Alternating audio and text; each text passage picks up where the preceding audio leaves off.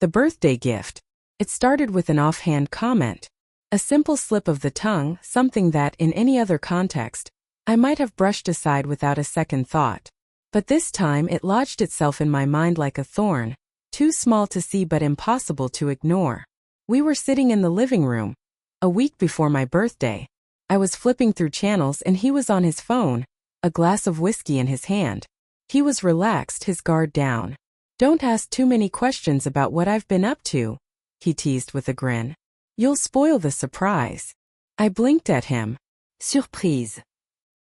He looked up, suddenly aware of what he'd said.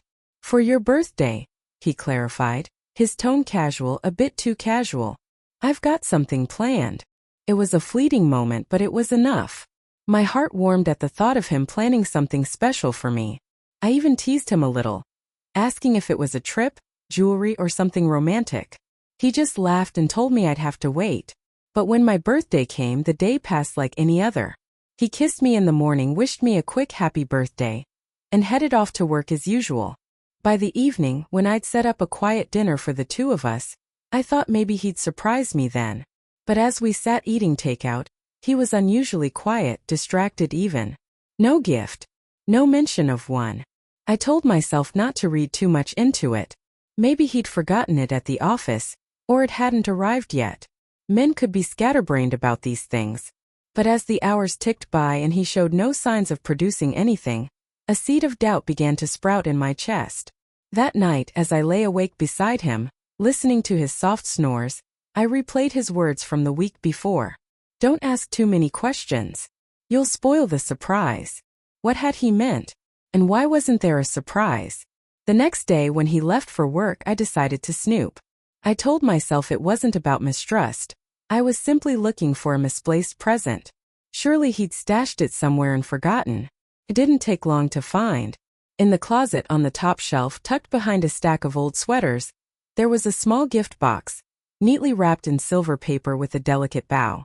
My heart raced as I pulled it down, the weight of it in my hands both exciting and terrifying. This was it. This had to be the gift he'd mentioned. But when I turned it over, my breath caught in my throat. There was a card attached to the box. I opened it with trembling fingers, expecting to see my name written in his familiar handwriting. Instead, I saw a name I didn't recognize. "To Amanda, with all my love." Amanda. The world seemed to tilt beneath me. My vision blurred as I stared at those words, trying to make sense of them. Who was Amanda? And why was he buying her a gift? One he'd hinted at while sitting in our living room, no less. For a long time I sat on the floor, the box in my lap, my mind a whirlwind of anger, hurt, and confusion. The betrayal was tangible, a sharp, twisting knife in my chest. But as the initial wave of emotion subsided, a cold, calculating clarity took its place. I wasn't going to confront him. Not yet. First, I needed to see his reaction. I needed him to tell on himself. I carefully removed the wrapping paper, revealing a velvet jewelry box inside. My hands shook as I opened it to find a stunning necklace, a delicate gold chain with a diamond pendant. It was beautiful, far more extravagant than anything he'd ever bought for me. The tears came then, hot and fast, but I didn't let them linger. I had a plan. I rewrapped the gift, taking care to make it look untouched. Then I replaced the card with a blank one and wrote, "To my darling husband, with love, your wife." I placed it on the kitchen counter that evening, where he couldn't miss it when he came home. When he walked through the door, he looked tired, his tie loosened, and his hair slightly disheveled. I watched him from the living room, feigning interest in a magazine as he spotted the box. He froze, his eyes narrowing as he read the card. "Hey," he said, his voice tight, walking into the living room. "What's this?" I looked up, feigning surprise. "A gift," I said, smiling sweetly. "You've been working so hard lately. I thought you deserved something special." He stared at me, his expression unreadable. "You bought this for me?" I nodded, my heart pounding. "Go ahead, open it." For a moment he hesitated. Then he sat down and untied the bow. As he opened the box and saw the necklace, his face went pale. "It's beautiful," he said, his voice strained. "But I don't understand. Why a necklace?" I shrugged, keeping my tone light. "It reminded me of you. Don't you like it?" His hand trembled as he closed the box, his eyes darting between me and the gift. I could see the panic setting in, the wheels turning in his head as he tried to figure out what to say. "It's lovely," he said finally, forcing a smile. "Thank you." But I wasn't done. I leaned forward, placing a hand on his knee. "I found it in the closet," I said, my voice soft, almost teasing. "I figured you'd been hiding it for me." But then I saw the blank card and thought, why not make it a surprise for you instead? His eyes widened and for a moment I thought he might choke. "The closet," he repeated, his voice barely above a whisper. I nodded, holding his gaze. It was such a thoughtful gift. I'm so lucky to have a husband who plans surprises like this. Aren't I? He didn't answer. The silence stretched between us, heavy and suffocating. I could see the guilt etched on his face, the way his jaw tightened, his hands fidgeting in his lap. And that was when I knew. I stood brushing my hands on my jeans. "I'll let you think about it," I said, my voice calm but cold. "But just so you know, I'll be thinking too." I walked away, leaving him sitting there with the box in his lap, the weight of his betrayal finally sinking in. For the first time in our marriage, I felt like I held the power. And I wasn't going to let it go. That night I barely slept. I lay in bed, staring at the ceiling, listening to his restless movements beside me. Every turn of his body, every sigh, every shift of the sheets felt amplified in the quiet darkness. I didn't say anything. Neither did he. The tension was a living, breathing thing between us, thick and suffocating. By morning I was exhausted, but I refused to show it. I got up earlier than usual, took a shower, and got dressed as if it were any other day. He, on the other hand, looked like he hadn't closed his eyes at all. When I walked into the kitchen, he was sitting at the table, nursing a cup of coffee that had probably gone cold. The gift box was nowhere in sight. "Morning," I said brightly, opening the fridge. "Did you sleep okay?" His response was a non-committal grunt. He looked up at me, his eyes shadowed, his jaw tight, as if searching for something in my expression. I didn't give him anything. I poured myself a cup of coffee and sipped it, savoring the silence. "You've been quiet," I said after a moment, sitting across from him. "Is everything okay?" His fingers drummed against the side of his mug. "Yeah," he said too quickly. "Just tired." I nodded, pretending to accept the answer, though the satisfaction of his discomfort warmed me. He was unraveling, and I wanted to see just how far he'd go before he broke. For the next few days I kept the same act. I was attentive, cheerful even, while he grew more and more withdrawn. At work I couldn't focus. My mind was a storm of questions and emotions. Who was Amanda? How long had this been going on? Did he love her? But every time the hurt threatened to swallow me, I reminded myself of my plan. I needed to know the truth. On Friday, when he came home, I made sure to be waiting in the living room. I'd lit a few candles, poured us both glasses of wine, and set the scene for what he would assume was a romantic evening. He walked in, surprised to see me sitting there, dressed in the red dress he always said was his favorite. "What's all this?" he asked, loosening his tie as he stepped inside. I smiled, patting the seat next to me. "I thought we could have a little date night. Just the two of us." He hesitated, his eyes flicking to the coffee table where the wine glasses waited.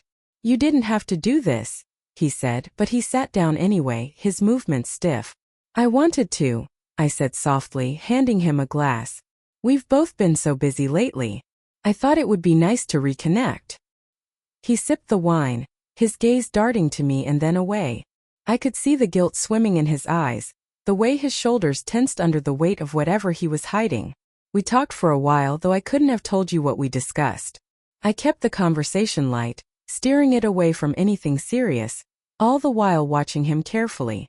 And then just when I thought he might relax, I dropped the question.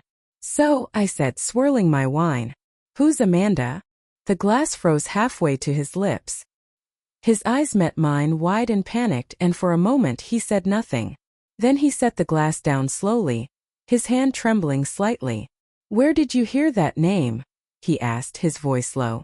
I tilted my head, feigning innocence. "Oh, I saw it written somewhere. Caught my attention. Is she a friend of yours?" He opened his mouth, then closed it again like a fish gasping for air. I could see the wheels turning in his head, the lies forming and dissolving before he could speak them. "She's a coworker," he said finally, his voice shaky. "We've been working on a project together. That's all."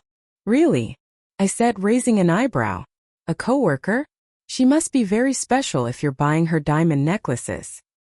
His face turned ashen and he sat back, his hands gripping the edge of the couch. I don't know what you're talking about."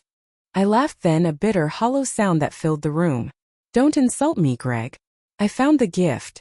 The one you hid in our closet. The one you wrote a love note for. To Amanda." He didn't even try to deny it. His head dropped into his hands and for a moment he just sat there silent and defeated. "I didn't mean for you to find out like this," he said finally, his voice barely audible. I felt a fresh wave of anger wash over me. "So, you meant for me to find out some other way? Or were you planning on keeping this little affair a secret forever?" "It's not what you think," he said quickly, looking up at me, his eyes desperate. "I swear it's not." "Don't," I snapped, cutting him off. "Don't lie to me, Greg. Not now. I've been nothing but faithful to you, and this is how you repay me." He started to speak, but I stood, my hands trembling as I pointed toward the door. "I want you to leave. Now, go stay with Amanda or whoever the hell you've been seeing, but don't you dare stay here and pretend like everything's fine."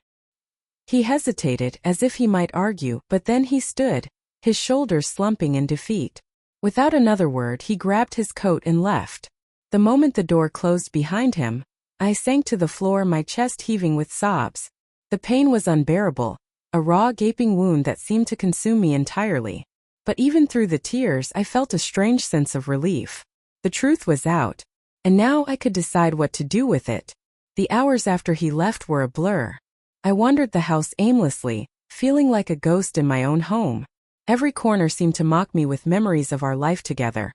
The photos on the mantel, the throw blanket we'd picked out together, even the stupid coffee mug he always used. It all felt tainted now, like everything had been a lie. I didn't call anyone. I couldn't. The thought of explaining what had just happened was unbearable. Instead, I sat on the couch, staring blankly at the wall as the hours crept by. The house was too quiet, and yet my mind was deafening, filled with a relentless barrage of questions and accusations. How long had this been going on? Had I missed the signs? Was this somehow my fault?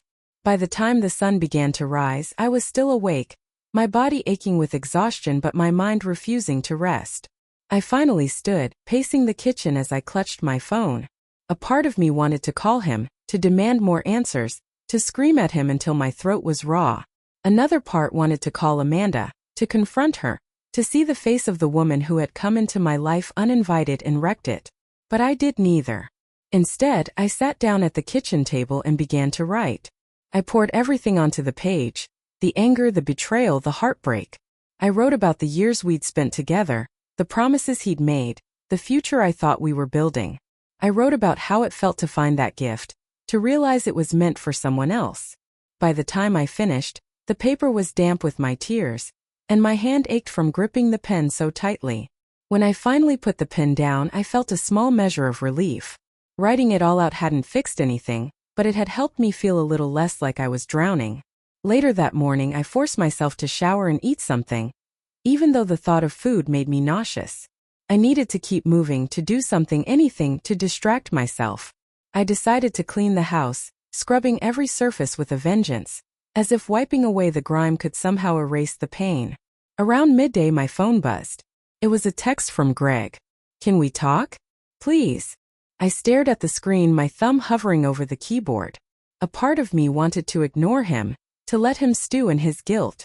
But another part of me, the part that still remembered the man I'd fallen in love with, wanted answers. "Fine," I typed back. "Come by after work."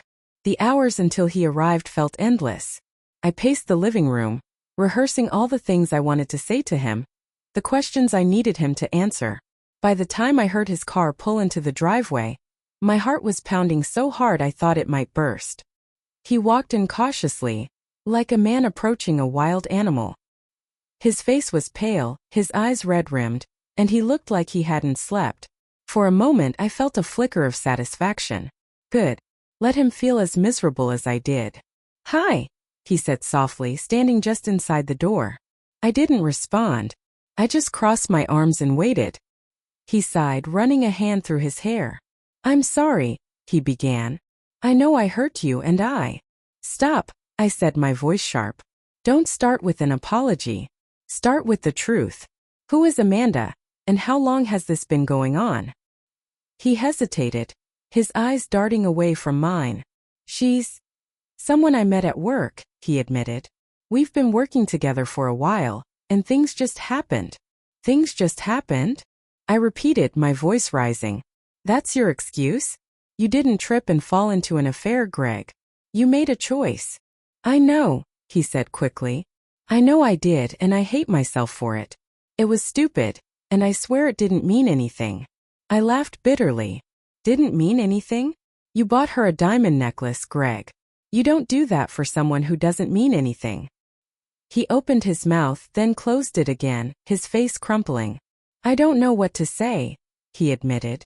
I messed up. I know I did. But I love you. I swear I love you and I want to fix this. I shook my head, tears stinging my eyes. You don't get to say that, I said, my voice trembling. You don't get to sit here and tell me you love me after what you've done. I do love you, he insisted, stepping closer. I know I don't deserve your forgiveness, but I'll do whatever it takes to make this right. Please just give me a chance. For a long moment I just stared at him, searching his face for any trace of the man I thought I knew. I wanted to believe him. I wanted to believe that this was just a terrible mistake, that we could somehow move past it. But the pain was still too fresh, the wound too raw. I don't know if I can, I said finally, my voice barely above a whisper. He nodded, his shoulders sagging. I understand, he said. But I'm not giving up on us. I'll do whatever it takes to earn your trust back, no matter how long it takes. He left shortly after that and I was alone again. But this time the silence felt different. It wasn't just the quiet of an empty house. It was the quiet of uncertainty, of a life that had been shattered and was now waiting to be rebuilt, or abandoned altogether. The days that followed were some of the hardest of my life. Greg sent me texts every day apologizing, asking if we could talk. I ignored most of them, needing time to think. I spoke to a therapist, pouring out everything that had happened, trying to make sense of my feelings. Slowly, I began to piece myself back together. I didn't know what the future held, whether I would forgive Greg, whether we would try to rebuild our marriage, or whether I would walk away for good. But for the first time in a long time, I felt like I was in control of my own life. And that, at least, was a start. In the weeks that followed, I kept Greg at a distance. His messages became more desperate, his calls more frequent. Each time I saw his name light up my phone, a part of me ached to answer, to confront him, to demand answers that I wasn't even sure I wanted to hear. But I didn't. I needed space, time to figure out what I wanted, who I was outside of him, outside of this crumbling marriage. I took up walking in the mornings, something I hadn't done in years. The crisp air was sharp against my face, the early sunlight casting long shadows across the sidewalk as I moved aimlessly through the neighborhood. It was a quiet ritual, a way to start the day before the weight of everything settled on my shoulders again. One morning, as I rounded the corner near the park, I saw a couple sitting on a bench. The woman was laughing, her head tilted back, her hand resting lightly on the man's arm. He leaned in closer, his face glowing with a mixture of joy and adoration. The sight stopped me in my tracks, the air catching in my throat. That used to be us. For a moment I stood there watching them. My chest felt heavy, the ache of longing mixing with the bitterness of betrayal. I wondered if Greg had ever looked at Amanda that way, if he had laughed with her, touched her, shared secrets with her the way he used to with me. The thought made my stomach churn, and I turned away, blinking back tears as I hurried home. Back at the house, I sat at the kitchen table, staring at the empty seat where Greg used to sit during breakfast. The silence was oppressive, the memories of our mornings together suffocating me. I reached for my phone, almost without thinking, and opened the text thread between us. His last message was from the night before. I know I've hurt you, but I'm not giving up on us. Please talk to me. I stared at the words, my thumb hovering over the keyboard. Finally, I typed a response. Meet me at the park today. Noon. I hit send before I could change my mind. At 11:45, I left the house and walked to the park. The couple I'd seen earlier was gone, the bench now empty, its wood glinting in the midday sun. I sat down, folding my hands in my lap, and waited. Greg arrived right on time. He looked different, tired, thinner, his face lined with worry. His suit was slightly wrinkled, his tie loosened, as if he had rushed here from work. He spotted me and approached cautiously, his hands shoved deep into his pockets. "Hi," he said softly, stopping a few feet away. He hesitated, then sat down beside me, leaving a careful distance between us. For a moment neither of us spoke. The sounds of the park filled the silence. Children laughing, dogs barking, the faint hum of distant traffic. "You wanted to talk?" he asked finally, his voice tentative. I nodded, keeping my gaze fixed on the grass in front of us. "I need to understand," I said. "I need to know why." He exhaled, his shoulders sagging. "It's not an easy answer," he said. "Try," I replied, my voice sharper than I intended. He rubbed his hands together, staring at them as if they held the words he was struggling to find. "I didn't go looking for it," he said finally. "Amanda, she was just there. We started talking at work and it was innocent at first. But then, I don't know. Things got complicated." "Complicated?" I repeated, my anger bubbling to the surface.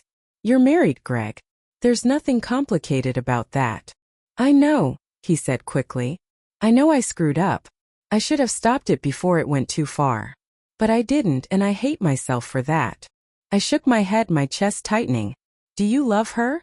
"No," he said immediately, his voice firm. "It wasn't about love. It was stupid. A stupid, selfish mistake." I turned to look at him, searching his face for any hint of a lie. "Why didn't you just come to me?" I asked, my voice breaking. "If you were unhappy, if something was missing, why didn't you talk to me?" He closed his eyes, his jaw clenching. "Because I was scared," he admitted. "Scared of what you'd say, scared of facing the truth about myself. It wasn't your fault, Sarah. None of this was your fault." His words hung in the air between us, heavy and bittersweet. For the first time, I saw the man I had married. Not the stranger who had betrayed me, but the flawed, broken person beneath. It didn't excuse what he had done, but it made him human. "I don't know if I can forgive you," I said finally, my voice barely above a whisper. He nodded, his eyes glistening. "I understand. But I'm not giving up on us. Whatever it takes, I'll do it. I'll go to counseling, I'll quit my job. I'll do anything to prove to you that I'm committed to fixing this." I looked away, the tears I had been holding back finally spilling over. "I need time," I said. "I need to figure out if I can even trust you again." "Take all the time you need," he said softly. "I'll wait." For a long moment we sat there in silence, side by side but worlds apart. The path ahead was unclear, filled with pain and uncertainty. But for the first time, I felt a glimmer of hope. Maybe, just maybe, we could find a way forward. Or maybe we couldn't. But either way, I knew I would survive. The days after our meeting at the park were some of the strangest I'd ever experienced. Greg's promise to give me time seemed sincere, and for the first time in weeks, I felt like I had room to breathe. But that space was also overwhelming. Empty in a way I wasn't sure how to fill. I tried to focus on myself, on figuring out who I was outside of being Greg's wife. I went back to hobbies I'd long abandoned. Reading novels that had been gathering dust on my bookshelf. Baking recipes I'd bookmarked years ago but never tried. I even signed up for a pottery class at the community center. Something I'd always wanted to do, but had never made time for. At first it felt forced, like I was playing a role I didn't quite fit into. But slowly, I began to enjoy these little moments of self-discovery. The quiet mornings spent shaping clay in the pottery studio became a kind of therapy. A way to work through the storm of emotions swirling inside me. Greg, true to his word, stayed away. He moved in with a friend from work, someone I barely knew, and only reached out occasionally to ask if I needed anything or to remind me he was still waiting. His absence was both a relief and a weight. I hated how much I missed him even after everything. One afternoon, about 3 weeks after the park conversation, I came home from the grocery store to find a small package on the front porch. There was no note, just a plain cardboard box addressed to me in Greg's handwriting. My stomach twisted as I carried it inside, setting it on the kitchen counter and staring at it like it might explode. After a few minutes, I finally worked up the courage to open it. Inside was a leather-bound journal, its cover soft and worn, with a simple card tucked inside. Sarah, I know I've already said more than I probably should, but I also know there are things I haven't been able to say out loud. I've started writing them down here. Not because I expect you to forgive me, but because you deserve the truth. I hope you'll read this when you're ready. Greg. I set the journal down, my hands shaking. Part of me wanted to toss it aside, to reject the idea of reading anything he had to say. But another part of me, the part that still craved answers, couldn't ignore it. That night, after hours of pacing the house, I finally sat down on the couch and opened the journal. Greg's handwriting filled the first few pages, messy and uneven, like he'd been writing in a rush. He started with an apology, one that was longer and more heartfelt than anything he'd said in person. He wrote about how he'd felt lost over the past year, struggling with stress at work and a sense of inadequacy he hadn't known how to articulate. He admitted that his connection with Amanda had been a way to escape those feelings, to feel valued and wanted in a way he hadn't allowed himself to feel at home. But he also wrote about the guilt that had followed him every step of the way, how he'd hated himself for betraying me and how he'd tried, and failed, to stop it before it went too far. By the time I finished reading, it was nearly midnight, and my eyes were burning with tears. I hated him for what he'd done, but I also couldn't ignore the raw vulnerability in his words. For the first time, I saw a glimpse of the man I'd married, not the perfect partner I'd always idealized, but the flawed human version of him. Over the next few days, I found myself returning to the journal, reading it in bits and pieces. He wrote about our early years together, about how much he loved my laugh and the way I always sang along to the radio, even when I didn't know the words. He wrote about how he'd felt when he proposed, how he'd known in that moment that he wanted to spend the rest of his life with me. And then he wrote about his shame. He didn't make excuses for what he'd done. Instead, he owned it, acknowledging the pain he'd caused and the trust he'd shattered. He ended with a promise to do better, not for me but for himself, because he wanted to be someone worthy of love again. I didn't know what to do with any of it. His words didn't erase the hurt or undo the betrayal, but they stayed with me, a quiet echo in the back of my mind. One evening, after finishing the last entry in the journal, I sat in the living room, staring at the fireplace. The house was silent, the only sound the faint hum of the refrigerator in the kitchen. I thought about everything, our life together, the mistakes we'd both made, the future I'd imagined and the one that now seemed so uncertain. I picked up my phone and dialed his number before I could second-guess myself. He answered on the second ring, his voice hesitant. "Sarah, I've been reading the journal," I said, my voice steady but quiet. "And I think we need to talk." There was a long pause on the other end of the line. "Okay," he said finally. "Whenever you're ready." We agreed to meet at a coffee shop, a neutral place where we could talk without the weight of our shared home pressing down on us. When I arrived, he was already there, sitting at a corner table with 2 cups of coffee in front of him. He stood when he saw me, his expression a mixture of hope and fear. "Hi," he said, pulling out a chair for me. I sat down, wrapping my hands around the warm mug in front of me. For a moment, neither of us spoke. Then I took a deep breath and began. "I don't know where we go from here," I said, my voice trembling slightly. "But I do know that I can't keep carrying this alone. If we're going to try to fix this, it's going to take both of us." He nodded, his eyes shining with unshed tears. "I'm here," he said. "Whatever it takes, I'm here." The conversation that followed was long and difficult. We talked about everything. His betrayal, my pain, the things we'd both let slip in our marriage. It wasn't easy, and it didn't magically solve anything, but for the first time in months, I felt like we were finally being honest with each other. As I walked home that evening, the air crisp and cool around me, I felt a strange sense of peace. I didn't know what the future held for us, but I knew I was stronger than I'd thought. And no matter what happened, I would be okay. The days after our conversation at the coffee shop felt fragile, as if we were both walking on glass, careful not to shatter what little remained between us. Greg kept his promise to give me space, but now there was an understanding, an unspoken agreement that we were trying, both of us. At first, our attempts at rebuilding felt stilted and awkward. He would text me in the mornings, simple messages like "Good morning," or "I hope you have a good day." I didn't always respond, unsure of what to say, But I noticed how those small gestures made the emptiness feel less suffocating. One afternoon I was sitting in the pottery studio, shaping what was supposed to be a bowl but looked more like a misshapen lump, when my phone buzzed. It was a picture from Greg.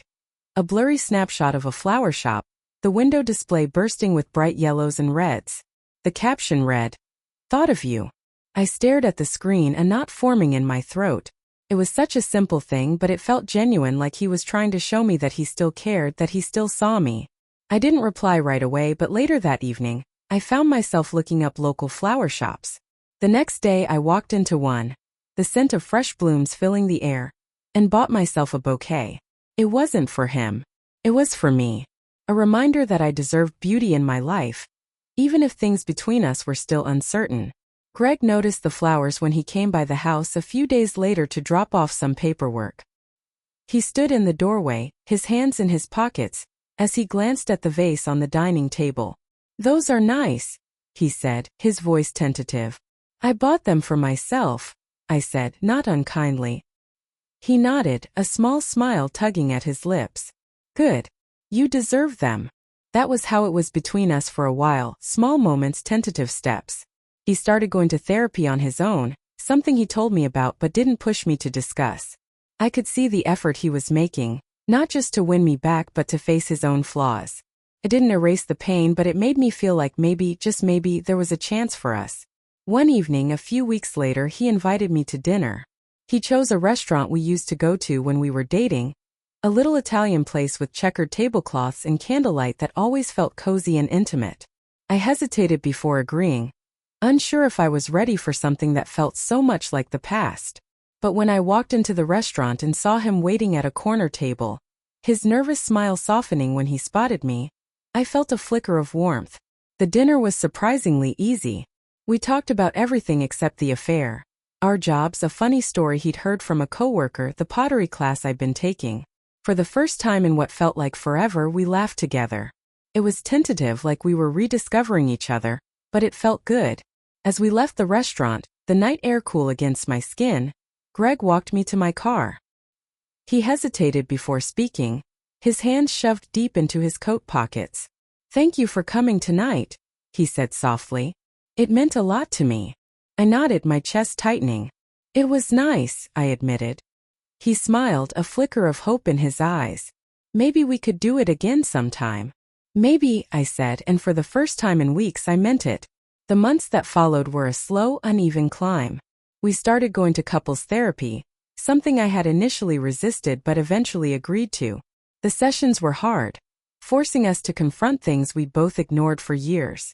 There were days when I left feeling raw and angry, questioning whether it was worth it. But there were also moments of clarity, when I could see the cracks in our relationship more clearly and understand how they had formed. Through it all, Greg was patient. He didn't push me for forgiveness or demand that I move on. Instead, he focused on showing me, in small but consistent ways, that he was committed to changing. He cooked dinner on nights when I worked late, sent me texts to check in during the day, and even started leaving little notes around the house when he came by to pick up mail or drop off groceries.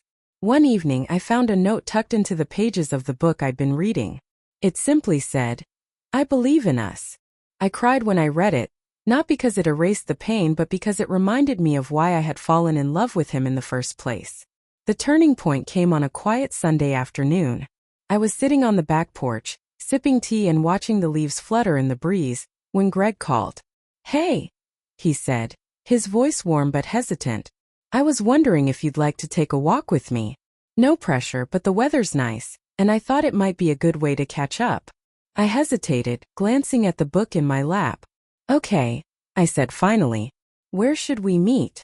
We chose a nearby park, one we used to visit when we were first married. As we walked along the winding paths, the conversation flowed easily, like it had at the restaurant. We talked about small things, work, friends, the latest movie we'd both watched. But there was an undercurrent of something deeper, an unspoken understanding that we were rebuilding something fragile but real. At one point we stopped near a small pond, the water glinting in the late afternoon sunlight. Greg turned to me, his expression serious. "Sarah," he said, his voice steady, "I know I've said this before, but I want you to know how deeply sorry I am. Not just for what I did, but for how I hurt you, for all the ways I let you down.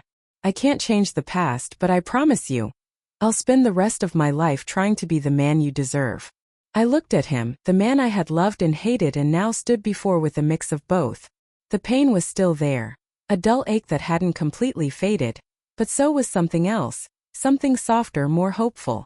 I'm not ready to say I forgive you, I said honestly, but I'm willing to keep trying. If you are. His eyes filled with tears and he nodded. I am, he said. I always will be. We stood there for a long moment, the world around us quiet and still. It wasn't a perfect ending, but it was a beginning. A chance to rebuild, not the life we'd had before, but something new. Something stronger. And for the first time in a long time, I felt like maybe that was enough. The weeks that followed were a tentative dance between hope and caution. Greg and I continued meeting at the park for dinner, or for long walks through the city, talking about everything and nothing. Each encounter felt like a step forward, but also a reminder of how delicate our relationship had become. I could see the changes in him, small but significant. He was more present, more attuned to the things I said and the silences I left unspoken. He didn't push for forgiveness or demand answers about where we stood. Instead, he focused on being there, showing me with his actions that he was willing to rebuild, even if it took the rest of his life. One evening, as I stood in the kitchen chopping vegetables for dinner, my phone buzzed. It was Greg, sending me a picture of a dog he'd seen at the shelter near his office. The caption read, "I think you'd love her. She's feisty just like you." I smiled despite myself, the image of the scruffy little terrier brightening my mood. I typed back, "I'm not sure I'm ready for a dog, but she's cute." His response came almost immediately. "When you're ready, we'll go look together. No pressure." It was moments like these that made me feel like we were finding a new rhythm, one built on honesty and patience. Still, the doubt lingered, a shadow that refused to completely fade. I wondered if I would ever truly trust him again, if the wounds he had inflicted could ever heal. The breakthrough came on a rainy Saturday afternoon. I had planned to spend the day cleaning the house, a task that had become both a distraction and a kind of therapy. As I sorted through a box of old photographs in the attic, I came across an album from our honeymoon. The pictures transported me back to those first blissful weeks of our marriage, when everything had felt so easy, so full of promise. There we were, standing on the beach at sunset, laughing as the waves lapped at our feet. In another, we were sitting at a tiny cafe, sharing a slice of chocolate cake, his hand resting on mine. I felt a pang of grief for the people we had been, so young and hopeful, untouched by the complications of life. But as I flipped through the album, another feeling emerged, something softer, more bittersweet. Those moments had been real, and despite everything, they still mattered. Without thinking, I grabbed my phone and sent Greg a picture of one of the photos. A candid shot of us dancing on the hotel balcony, the city lights twinkling behind us. "Do you remember this night?" I wrote. His reply came quickly. "I remember. I think I told you I'd never been happier." I meant it.